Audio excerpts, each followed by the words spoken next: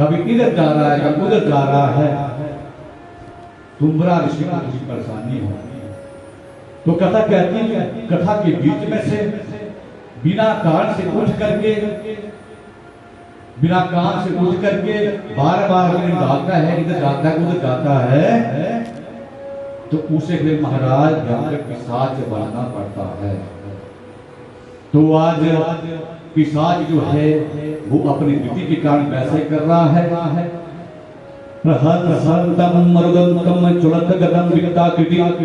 उसकी तो आदत है।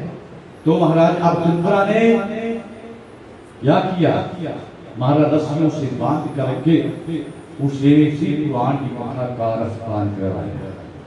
जैसे ही रस्सियों से बांध करके रसपान करवाया, जैसे जैसे कथा आगे जाने लगी उसके शरीर में मांस आने लगा, मांस के बाद बाल उगने लगे, रोम, और जैसे जैसे कथा ये 9 में 10 में दिन पहुंच गई जाकर के, तो महाराज आसन लगा करके उसका पति वो कौन बिंदु के नाम का ब्राह्मण बैठ जाता है।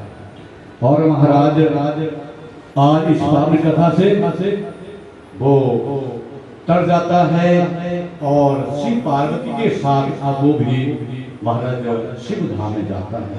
इतनी महान कथा है।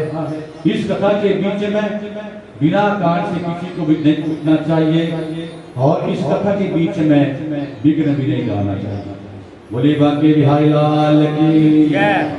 तो जब भी हमारे तुम्हारे घर में वैसी बात ना आए, लेकिन आ जाए तो स्त्री जो है वो स्त्री वाली इस कथा को, मतलब चंचला देवी की कथा को भोलेनाथ को सुना देवे और दूसरे भाई बिंदु के नाम के ब्राह्मण की कथा को किस तरफ आसन हमारा होना चाहिए, मुख जो है किस तरफ होना चाहिए, बोलो उत्तर की तरफ होना। बाकी पूजा में पूर्व की तरफ मुख होता है। तो नियम भी रखना पड़ता है, क्योंकि लाख करो तुम पूजा चाहे यत्न हजार, सजनों बिना नियम के सब कुछ है बेकार। आएगा 5 में 6 की नियम कि हमें शास्त्रों का नियम का पालन क्यों करना चाहिए। कुछ भक्त क्या देते हैं ना कि धन्य ने कोई नियम नहीं किया, मीरा ने कोई नियम नहीं किया, तो कथा भी 4-5 दिन के बाद आएगी।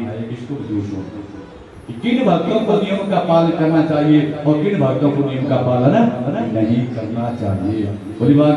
लाल की। तो अब इस कथा के कुछ नियम बतलाए कि नियम क्या है।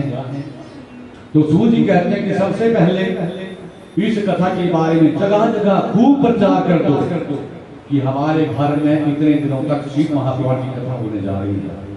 आप सभी आइए, सब परिवार आइए, इस कथा में डुबकी लगाइए, यहाँ गंगा में डुबकी लगाइए और अपने जीवन को, परिवार के जीवन को धन्य करिए।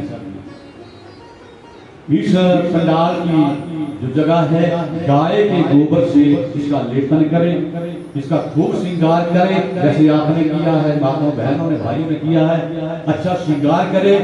सूर्य जी कहते हैं कि इस कथा के लिए इतनी खुशियां मनाए जितना हम अपने घर में शादी के समय में बेटे के विवाह की शादी में खुशी से झूमते हैं, नाचते हैं, क्या नहीं करते हैं, बेटों के विवाह में क्या नहीं करते हैं। इससे भी ज्यादा खुशी शिव पुराण की कथा से करे, शिव पुराण की कथा में मन लगाए। फिर तीनों समय सुबह दोपहर को और शाम को इस पुराण का पूजन जरूर करें। बोली बाकी बिहारी लाल की। वेद व्यास का कथा के समय में पूजन जरूर करें।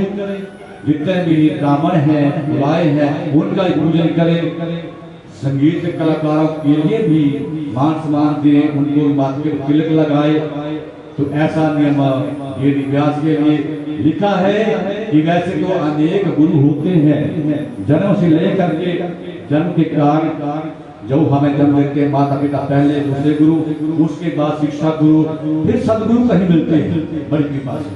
तो सजनों, जो पुराण का ज्ञान रखने वाले हैं, आप बड़े ही सौभाग्यशाली हैं, आप बड़े पुण्य हैं, आप बड़े ही पुण्यवान, क्योंकि आपके गुरु पंडित देशकारी शर्मा, मैं क्या कहूँ, इतना ज्ञान ताली बजाओ अपने लिए, इतने महान है महाराज। इस धड़ाके के चार जंगल के बीच में लगा दिए। इसमें कोई शक वाली बात नहीं, स्नेह वाली बात नहीं। ये तप से होता है। ऐसे ही महाराज दो आदमी ढूंढते हैं साथ, जिसके पास तप होता है, भक्ति होती है, वो महान विभूतियां होती हैं। और उनके वचन को महाराज हमें याद करना चाहिए। दिन रात चलते फिरते फिर देखना उस चंचला देवी की कभी घाटा नहीं होगा। ताली बजाइए फिर दोबारा। आगे